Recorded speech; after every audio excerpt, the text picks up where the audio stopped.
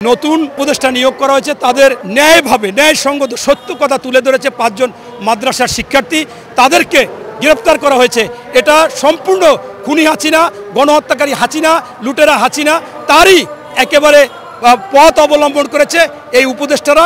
এখানে এই কোনো রকম এই তকমা দিয়ে তাদেরকে গ্রেফতার করা যায় না, তাদেরকে মুক্তি দিতে হবে এবং এই পথ থেকে এই অপশাসন বা দুঃশাসন বা ফেসিবাদ থেকে এই সরকারকে ফিরে আসতে হবে। এর কোনো বিকল্প বাংলার মাটিতে হবে না। 3 জন উপদেষ্টা নিয়োগ করেছেন। ইতিমধ্যে উপদেষ্টা নিয়োগের খবরের সাথে সাথে সেই বঙ্গভবনে হাজার হাজার ছাত্র জনতা গিয়েছে। কেন তাদেরকে নেওয়া হবে? একজনের ভাই আওয়ামী লীগের এমপি এবং তিনি খুনের মামলার আসামি। তার চাইতে বড় কথা হচ্ছে যে তিনি ভারতের সাথে সম্পূর্ণ ব্যবসা করে, তার সম্পর্ক ভারতের সাথে, তার সাথে সম্পর্ক রয়ের সাথে। সেই লোকটা কিভাবে বাংলাদেশের কোন ক্রাইটেরিয়া এবং মন্ত্রী হয় এবং তার যে মন্ত্রীটাও আবার বড় বাণিজ্য মন্ত্রী দেয়, এটা অত্যন্ত ঘৃণিত এবং আমরা এটা হতে পারে না প্রতিবাদ করি এবং একে এখনই তার এখান থেকে পদত্যাগ করা উচিত।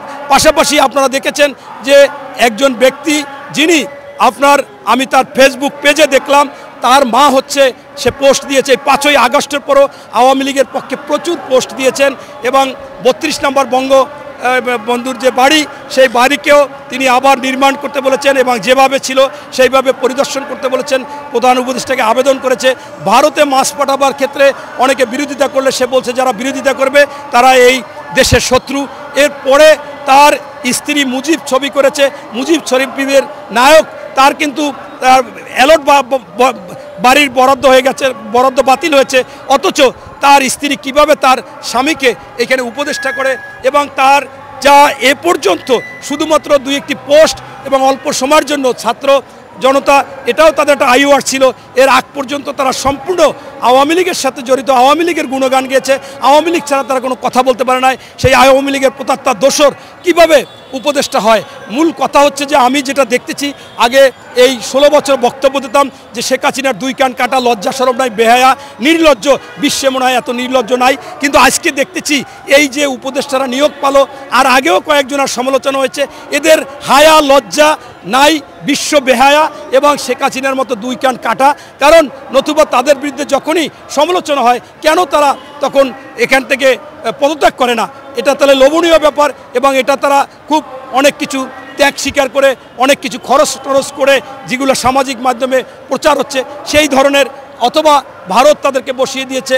এইটা চলতে থাকলে আমাদের এই বাংলাদেশের যারা এই আন্দোলন সংগ্রাম করেছে, যে রক্ত দিয়েছে, সেই রক্ত দাগ এখনও শুকায়নি। সেইখানে এই ঘটনা কোনোভাবে মেনে নেওয়া যায় না এবং আমরা চাচ্ছি একটা গণতান্ত্রিক সরকার। আমরা চাচ্ছি যে দ্রুত নির্বাচন হবে। ইতিমধ্যে এরা যে বাহানা করতেছে, এরা বাজার নিয়ন্ত্রণ করতে পারতেছে না, এরা আপনার আইন শৃঙ্খলা নিয়ন্ত্রণ করতে পারতেছে না, তারা প্রশাসনকে চালাইতে পারতেছে না, তাদেরকে বিদেশে গেলে নাজেহাল হইতে হয়। তারা কিভাবে এই ব্যাপারটাকে তারা এই সমস্ত লোক দিয়ে করবে? ইতিমধ্যে ছাত্র জনতা যারা আন্দোলন করেছে বা হাট বাজারে, তারা কিন্তু এখন প্রশ্ন তুলেছে যে যদি এই সরকারে একজন লোকও নাকি তারা পাচ্ছে না উপদেষ্টা যারা যোগ্য, ট্রাম্প সরকারের মতো একটা সরকারের সাথে আলাপ আলোচনা করতে পারবে তাদের মনে হচ্ছে না। যদি এটা ব্যর্থ হয়, আজকে ভারত এবং এই বাংলাদেশের আওয়ামী লীগ তারা যে ষড়যন্ত্র করতেছে, তারা ডোনাল্ড ট্রাম্পের ছবি দিয়ে তারা মিছিল নামাচ্ছে, সেখানে কিছু গ্রেপ্তার হলে ভারতের পত্রপত্রিকায় লেখা হচ্ছে যে এই ডোনাল্ড ট্রাম্পের সাপোর্টারদের, সমর্থকদের গ্রেপ্তার করা হচ্ছে, তাকে অপমান করা হচ্ছে।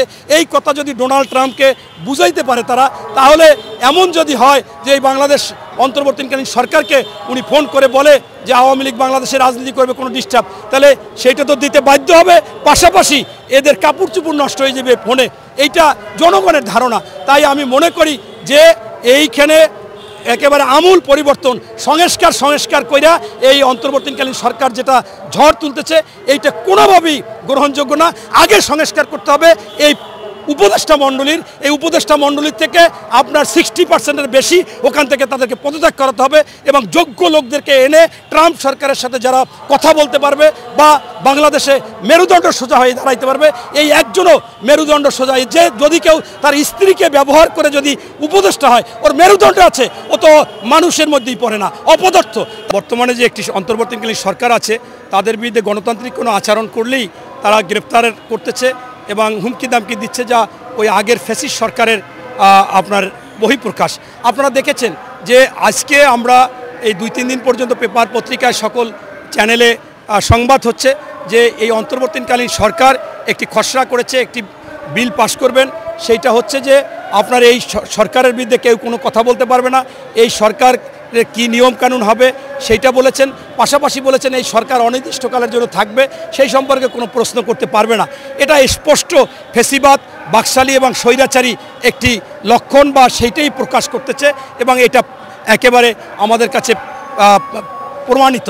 তাই আমাদের মনে হচ্ছে যে তাদের এই আগে সংস্কার করতে হবে, এই উপদেষ্টা মণ্ডলীর করে অতি দ্রুত অল্প সময়ের মধ্যে স্বল্প সংস্কার করে একটা নির্বাচন দিতে হবে, একটা রাজনৈতিক দল এসে পরবর্তীতে সকল সংস্কার করবে। ভারত বা তার এজেন্ডা বাস্তবায়ন করতেছে।